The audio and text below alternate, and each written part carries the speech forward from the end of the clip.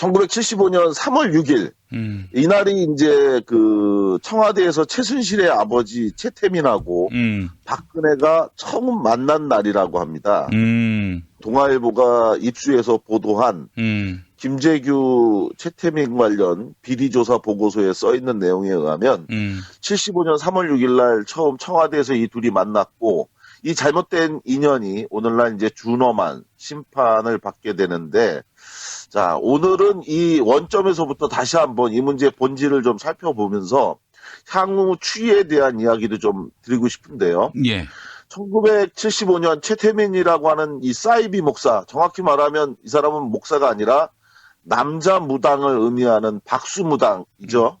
최태민이라고 하는 이 박수무당과 박근혜가 만났고, 그러면서 이제 당시에 만 23살이었던 박근혜가 자신보다 40살이 더 많았던 이 노회한 최태민하고의 인연이 시작되면서 그 후과가 지금 이제 대한민국 전체를 엉망으로 만들고 있는 단초가 된 건데요. 예. 아니 그 최태민이 박정희보다도 나이가 많죠?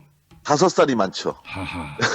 그러니까 자, 그 전모를 엿볼 수 있는 매우 의미 있는 인터뷰 기사가 며칠 전 이제 국민일보에 보도가 됐어요. 예. 그 인터뷰 대상자는 바로 대한예수교 장로회 종합 총회장인 전기영이라고 하는 목사인데요. 이 전기영이라고 하는 목사가 영세교 교주였던 이 최태민 씨하고 매우 특별한 친분 관계를 가진 걸로 알려져 있습니다. 이 전 목사의 주장에 의하면 1979년도에 처음 최태민을 만났고, 그리고 나서 이후 최태민이 사망하던 94년까지 약 15년간 전 목사하고 최태민 씨가 매우 가까운 사이로 지내면서 여러 가지 비밀스러운 이야기를 직접 들을 기회가 있었다고 하는데요. 먼저 이 전 목사의 말에 의하면 최태민은 목사가 아니라 주술가이고 무당이라고 그의 신분을 정리했습니다. 왜 그러냐면 전 목사는 최태민 씨가 1975년도에 자신이 속해 있는 대한예수교 장로회의 종합총회에서 목사 안수를 받았지만 이때 당시에 신학교육은 받지 않았다는 겁니다. 돈을 주고 목사직을 샀다는 게 바로 전 목사의 증언인데요. 예. 그러다 보니까 이 최태민 씨가 굉장히 좀 웃긴 일을 한번 한 게 있는데, 그게 뭐냐면 예배 때 목사님들이 하는 기본적 전례인 축도, 이 축도조차 못해서 쩔쩔매고 있는 걸 보고 옆에 있는 한 목사가 대신 그 축도에 문구를 적어줬다고 그래요. 그런데 그 최태민이 이거를 읽으면서 제목으로 썼던 축도라는 문구를 큰 소리로 읽어갖고 네, 사람들이 다 비웃었다고. 네? 축도 이렇게 썼는데 그걸 축도 이러면서 이제 크게 읽었던 거예요. 나중에 기본적인 소양도 없는 거죠. 저 같은 사람도 아는. 그런데 이 전 목사가 행한 인터뷰 중에서 가장 눈여겨봐야 할 지점이 있는데, 그건 바로 최태민과 박근혜가 알게 된 동기 부분입니다.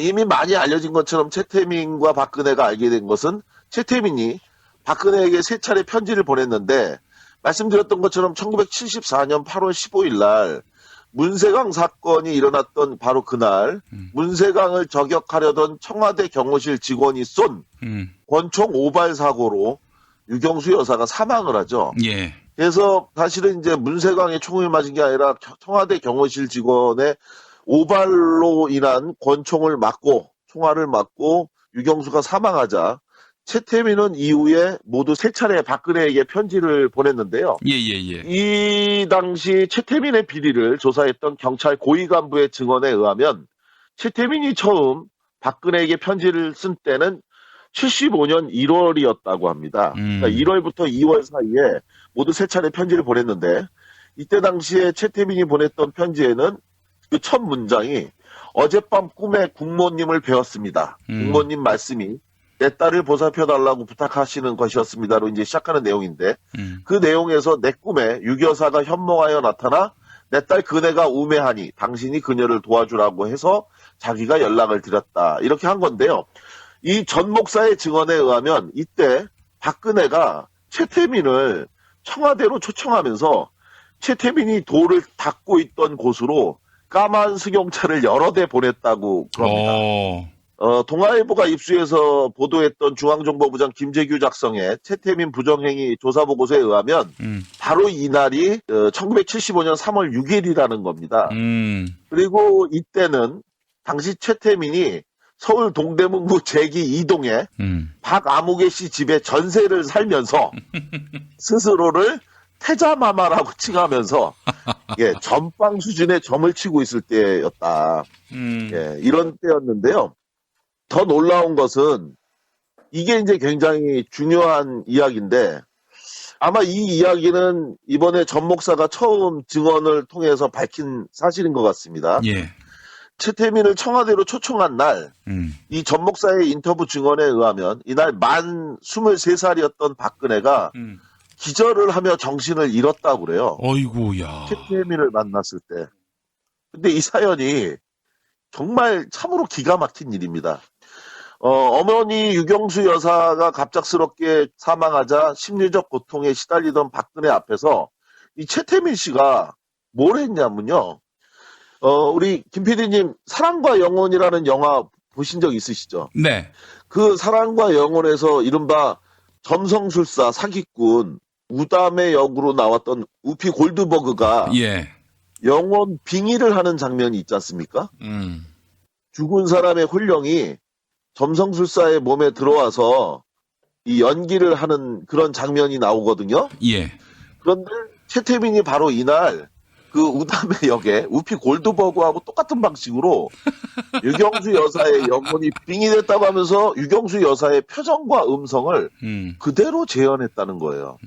그래서 이 모습을 보고 돌아가신 어머니가 정말로 빙의돼서 나타난 걸 보고 만 23살이었던 그때 당시에 박근혜가 그만 기절을 했고 그리고 나서 이후에 입신을 했다는 것이 이 전기영 목사의 인터뷰 증언입니다. 예.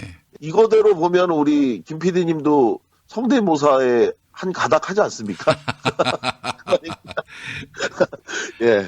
한번 언제 유경수 여사의 목소리를 한번 해보시면 어떤가 싶은데, 이 전 목사가 하는 말에 의하면, 먼저 여기서 입신을 했다라는 표현, 이것에 대해서 최태민 씨한테 자기가 직접 들었대요. 이 입신이 도대체 뭐냐?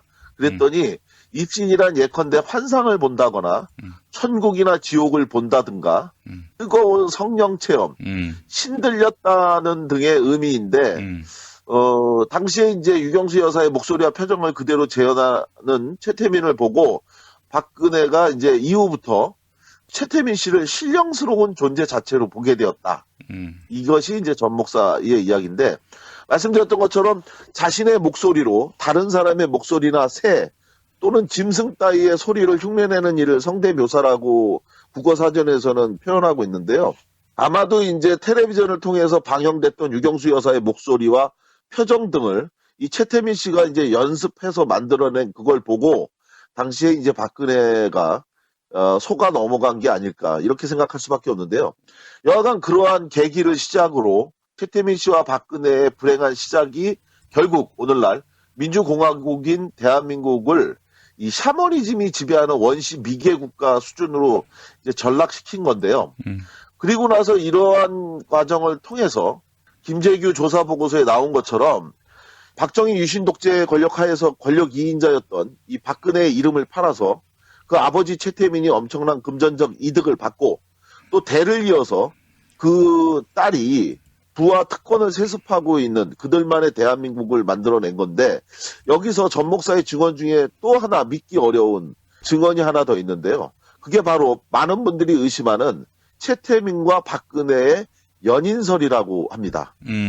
이 전 목사가 최태민 씨가 살아있을 당시 이에 대해서 물어본 적이 있다고 하는 거예요. 최태민에게 박근혜하고 정말 연인 사이냐? 이 얘기를 물어봤는데 이 전 목사가 직접 최태민 씨에게 들은 이야기에 의하면 이 사실에 대해서 내가 나이가 있는데 라고 하면서 반문을 했다고 그래요. 그러니까 나이도 많고 이래서 아무 일도 없었다는 뜻으로 해석이 되는데 그런데 그 뒤를 잇는 말이 더 끔찍합니다. 뭐냐면 최태민이 이렇게 얘기를 했다는 거예요. 다만 박근혜와 나는 영의 세계의 부부이지 육신의 부부는 아니다라고 말을 덧붙였다는 겁니다.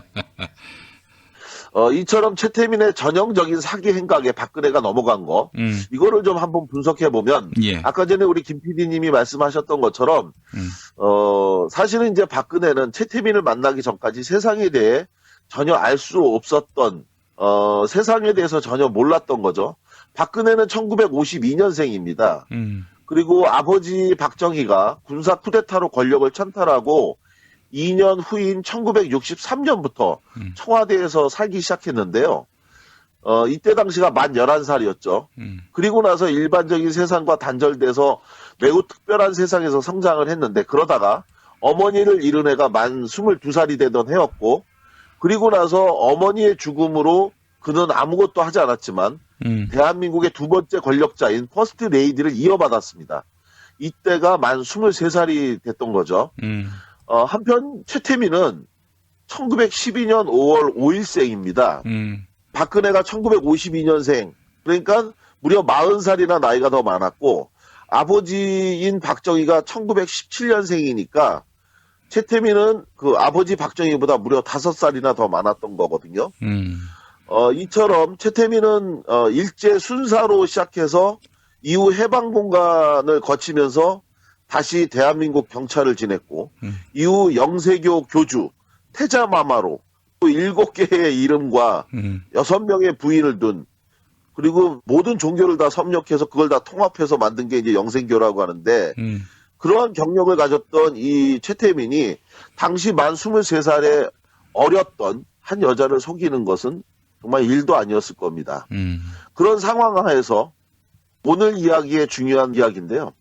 최태민의 농간, 일반적으로 속을까? 저게 정말 말이 되나? 이러한 농간을 적어도 2번은 바로잡을 기회가 있었는데, 그 2번의 기회를 전부 다 날려버려서 오늘 이 대한민국을 이 지경으로 만든 숨겨진 인물, 바로 그 사람 선우연이라고 하는 사람에 대한 이야기를 하려고 합니다. 아, 선우연. 예. 지난번 시간에 제가 오늘 선우연에 대한 이야기를 좀 드린다고 그랬는데, 이 선우연이라는 사람은 누구냐면요. 1929년 1월 19일 날 태어났고요. 박정희 정권 당시에 청와대 공보비서관으로 일을 하다가 지난 1997년 1월 28일 날 사망한 사람입니다. 그런데 이 사람이 자신이 박정희의 청와대 공보비서관으로 재직하고 있는 동안에 이 문제의 구국 선교단과 관련한 여러 일을 했다고 자신의 회고록에 썼는데, 이 회고록 내용을 보면 선우연 씨가 바로 오늘날 이 최순실 사태가 일어나도록 한 중요한 2번의 잘못을 하게 됩니다. 첫 번째 선우연의 잘못은 바로 중앙정보부장 김재규가 최태민의 비리를 조사해서 이를 박정희에게 보고한 직후의 일이었습니다. 때는 1977년 9월 22일 밤의 일인데요. 이날 박정희는 이 선우연을 불러서 아주 중요한 3가지 지시를 했는데, 그것은 바로 8일 전에 있었던 9월 12일 이른바 친국과 관련한 이야기였습니다. 지난번 시간에 저희가 말씀드렸던 것처럼 김재규가 최태민의 비리를 조사해서 이를 보고했는데, 그걸 보고하자 박정희는 9월 12일 날 직접 친국을 열어서 박근혜와 김재규, 그리고 김재규의 지시를 받은 중정수사국장 백광현, 이 조사를 했던 사람이죠. 그리고 최태민을 배석시킨 가운데 사실 여부를 가렸는데, 이날 박근혜가 아버지 박정희에게 눈물을 흘리면서 이 최태민의 무고함을 주장했거든요. 그러니까 박근혜의 눈물에 아버지 박정희가 넘어가서, 그래서 검찰에다가 다시 한번 중정이 조사한 내용이 사실인지 여부를 확인해 보도록 지시를 했는데, 결국 검찰에서도 사실로 드러나니까 바로 박정희가 친국이 있었던 날로부터 8일 후인 77년 9월 20일 날 공보비서관인 구국 선교단을 관리했던 이 선우연을 불러서 모두 3가지 지시를 하는데, 지난 2005년에 공개된, 그러니까 선우연이 사망하고 난 후에 비로소 공개된 이 회고록에 의하면 날짜까지 소상히 적혀 있었거든요. 여기에서 이 3가지 지시 내용은 바로 이거였죠. 최태민을 거세하고 향후 그네와 청와대 주변에 그자가 얼씬도 못하게 해라. 그리고 구국 선교단 관련한 단체는 모두 해체하라고 이렇게 세 가지를 지시했다고 합니다. 그런데 바로 이날 선 의원이 한 첫 번째 잘못, 이게 바로 오늘날 비극의 시작이 됐는데요. 선 의원이 바로 이것을 대통령의 지시에 따라 시행했어야 되는데 어처구니 없게도 선 의원은 박근혜를 찾아갔다고 합니다. 네. 아버지의 지시를 받은 다음에 이걸 집행한 게 아니라 제일 먼저 박근혜를 찾아가서 아버지가 지시한 내용을 전달해 준 거예요. 이 선 의원의 회고록에 의하면 대통령의 지시를 받은 후 나는 곧 근혜양에게 가서 이 사실을 알렸다. 근혜양은 얼굴이 하얘지더니 낙담한 표정으로 눈물을 지었다. 안쓰러운 생각이 들었다. 자, 결국 박근혜가 이날 흘린 두 번째 눈물. 결국 이 눈물을 보고 이번에는 선 의원이 또 넘어간 겁니다. 그래서 선 의원은 이때 하지 말아야 될 또 두 번째 잘못을 하게 됩니다. 첫 번째는 박정희로부터 지시를 받고 이걸 집행한 게 아니라 박근혜를 찾아가서 이 사실을 전달한 것이 첫 번째 잘못이라면 선 의원은 박근혜가 흘린 두 번째 눈물을 보고 두 번째 잘못을 하게 되는데 그것은 바로 박근혜의 눈물을 본 후에 박근혜에게 제가 각하에게 그러니까 박정희를 얘기하는 거죠. 각하께 다시 보고 드릴 테니 기다려봐요라고 자기가 얘기했다고 회고록에 쓰고 있는데요. 실제로 며칠이 지난 후 선 의원은 박정희를 만나서 각하, 큰 영예가 영부인이 돌아가신 후 퍼스트레이디 역할을 대리하고 있는데 하고 있던 단체를 모두 해체하면 영예의 체면이 깎입니다. 구국 여성 봉사단만은 계속할 수 있도록 허락해 주십시오. 이렇게 이제 이야기를 하니까요. 그 전에 딸의 눈물을 봤던 아버지 박정희 역시 침묵하다가 이 뜻을 수용했다고 합니다. 그러면서 선 의원한테 자네가 최태민을 가까이 안 하게 할 수 있나? 이 둘을 접근시키지 않는다는 조건을 붙여서 자네가 요구한 것을 허락할 테니 그럼 계속 따로 논의해서 일할 수 있도록 하게. 사실 지난번에 내가 특명을 내리고 나서도 그네가 엄마도 없는데 일까지 중단시켜서 가엾기도 하고 나도 마음이 아팠어. 자네가 구국 여성 봉사단만은 허락해달라고 하니 나로서도 괴롭지만 어떤 의미로는 내 마음이 편안해지네. 내 뜻을 알아서 정말 잘해주기 바라네. 이제는 절대 잡음이 나지 않겠지. 내가 그간 새마을 봉사단에 관해 최태민과 관련한 보고가 올라올 때마다 가슴이 찢어지게 아팠네. 늙음하게 애들이라도 잘 돼야 내가 마음이라도 편안하지 않겠는가. 나를 좀 도와주게. 이렇게 선 의원에게 박정희가 이야기했다는 겁니다. 아니 그렇다면은 이 부분만 보더라도 박근혜 씨는 환자잖아요. 그쵸. 환자가 정치를 하고 대통령까지 한다?